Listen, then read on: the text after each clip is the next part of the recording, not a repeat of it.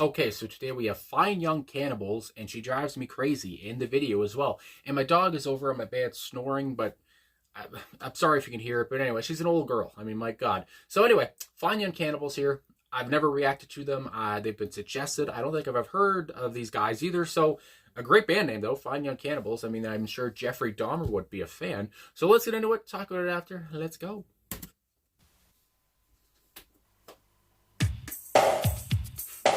My goodness.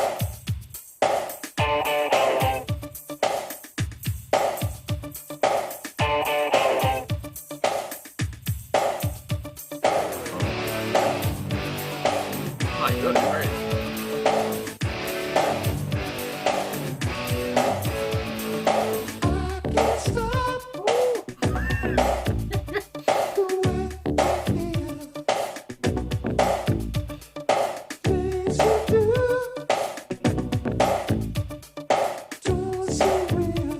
My goodness gracious.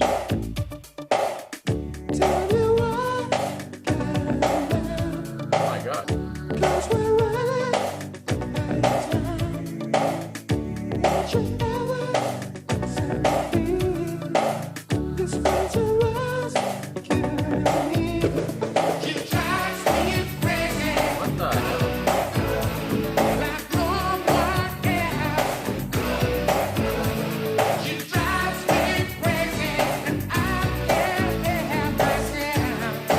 What the hell? What the hell?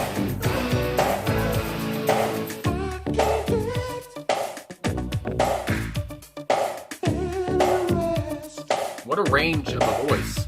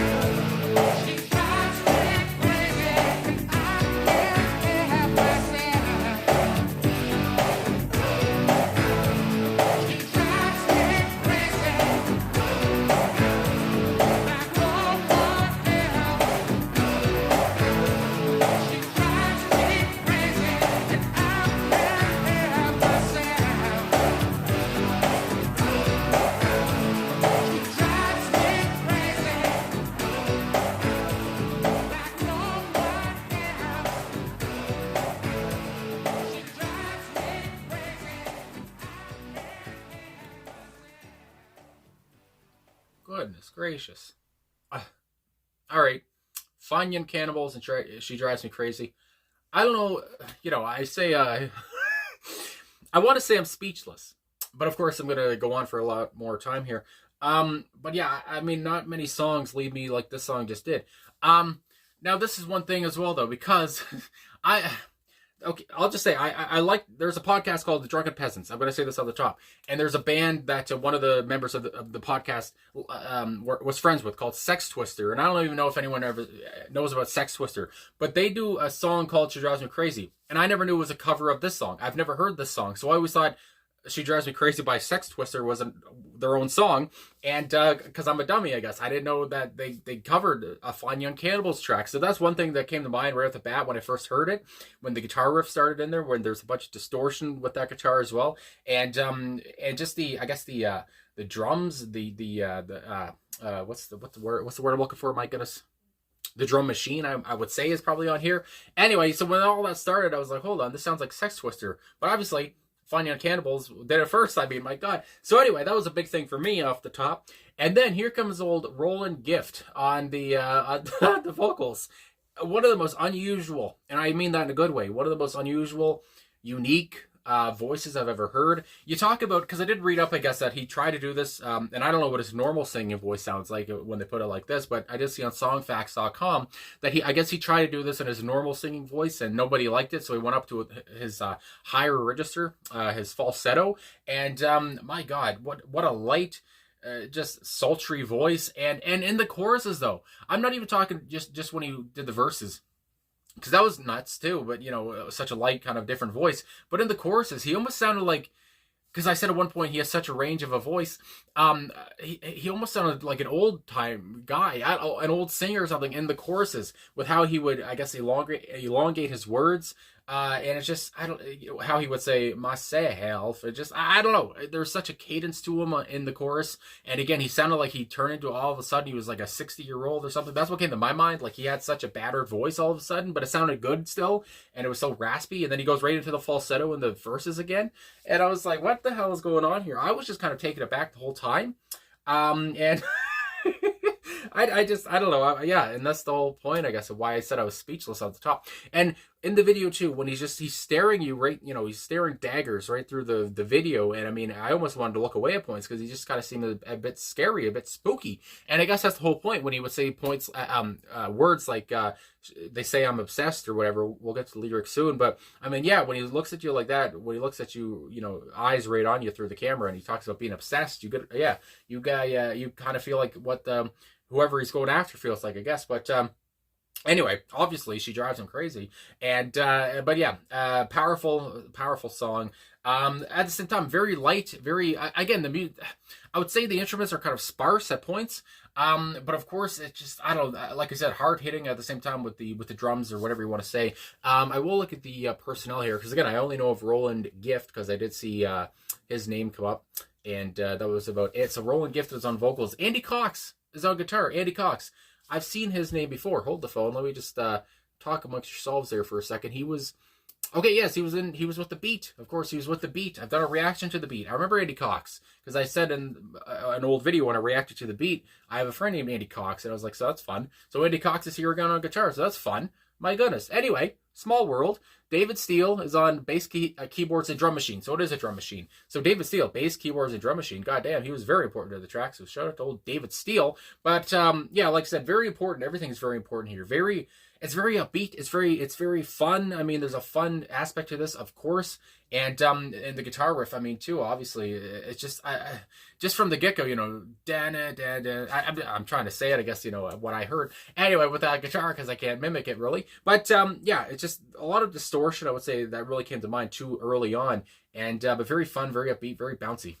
So anyway, my goodness, and obviously, like I said, the drum machine from the get-go was very noticeable and just made you kind of want to jump around like they were in the video. So we'll get into the lyrics, but just to say, I guess, a little, I guess, summation of what I found of the lyrics too, because again, the song was so intoxicating with just the vocals and just how bizarre I found them. But I say these words, bizarre and unusual, but I love it. I mean, my God. But anyway, but just talking about love here and how intoxicating that is, and just talking about how it seems like maybe these two people, or maybe he shouldn't be with her, but again, she keeps him anyway, and it seems like even though there's miscommunication, you might say there's problems or something, they're obsessed with each other, or at least, again, he's obsessed with her. That's what comes across. And again, they drive each other crazy, perhaps, but at the same time, there's still that point where they can't resist each other.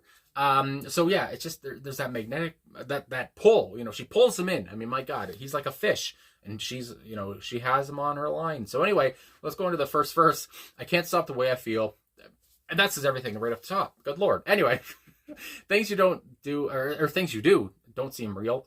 Tell me what you've got in mind, because we're running out of time. Running out of time in this relationship, perhaps. Tell me what you're talking about now. Won't you ever set me free? This waiting around is killing me. So what he says, won't you ever set me free? It's almost like he kind of wants to leave this relationship, perhaps. But as she's the only one who can do that, it doesn't seem like he's going to do that on his own. And so she has that power, but she is not going to. So yeah, again, it seems like there's a lot of conflict here, but at the same time, we go into the chorus. She drives me crazy like no one else. She drives me crazy, and I can't help myself. So she drives me crazy. That almost seems like kind of has a double meaning, or just more than one meaning anyway. Just talking about how she drives him crazy, and in a bad way, but also she drives him crazy in a good way, like where he can't get enough of her. So that comes to mind too. Anyway, and I can't help myself. I'm not going to be the one to stop this relationship. So I mean, goddamn, I don't got the balls to do that.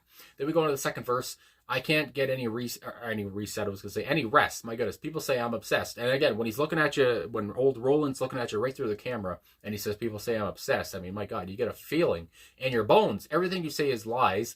But to me, there's no surprise. Again, he seems like he's settled in with who she is. Whether she lies or not, whatever, he's not surprised. Not news to him.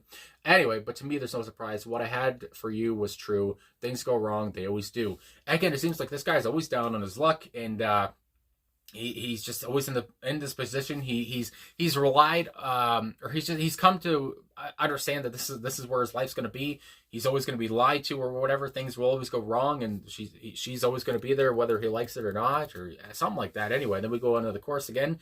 She drives me crazy. My goodness gracious, with that great falsetto again, and that goddamn snare drum. Good Lord. Then we have the instrumental break, and then the bridge. I won't make it on my own. No one likes to be alone. So that's another point. I forgot about that bridge, but that was one point that came to mind as I was talking about his lyrics. Does he not want this relationship to end because maybe he won't get somebody else? He knows he won't, and he knows nobody's as crazy as he is, like she is. He met his match, and he's not going to find anyone else if he leaves this woman. So that comes to mind too. He doesn't want to be alone. He doesn't want to be lonely. He wants to, somebody around, so he just puts up with her. Anyway, she drives me crazy like no one else. She drives me crazy, and I just can't help myself. And then that goes on in the outro. She drives me crazy. Like no one else, she drives me crazy, and I can't help myself. Again, he's come to find out this is his life. Whether, he doesn't seem to like it, but at the same time, what the hell, we'll just stay around with it. And even though she drives me crazy in a couple of ways, and maybe I should move on, but again, I don't want to be alone, and I'm just going to stick it out with her, I guess. And again, so there is a kind of feeling of, I guess, dejection or whatever, but still, even when he says, because again, there's the point when he says, people say I'm obsessed. So again, he seems to be obsessed with her too. So yeah, it all just kind of, there's a lot of yin and yang here. I mean, my God. So anyway, but my goodness, I didn't expect this. I didn't expect this sound. This much of an earworm. Again, I looked at the title, She Drives Me Crazy, and I thought about that Sex Twister song I've heard. And again, I don't know how many people know about Sex Twister, but and I was like, oh, and then it started off, and I was like, oh, this is an actual song. The other Sex Twister covered it. My God. So anyway, that was a revelation for me. So this was fun. I really enjoyed this. It's an earworm, and I mean, my God, it's relatable for some people too. I've heard about relationships like this. People probably maybe in your family who have a relationship like this where it might be a bit toxic, but what are they going to do? I mean, that's all they know. So anyway, I have to say too right now, this is one of my favorite songs I've heard this year. I would say I got to make a list. I mean, that list will be coming out next month, I guess, at this point. Good Lord. So anyway, thanks for watching. Thanks for liking, subscribing, commenting. Sorry for the couple pauses in there, but I lost my train of thought a couple times, so I had to restart. But anyway, thanks for everything. I'll talk to you guys again soon.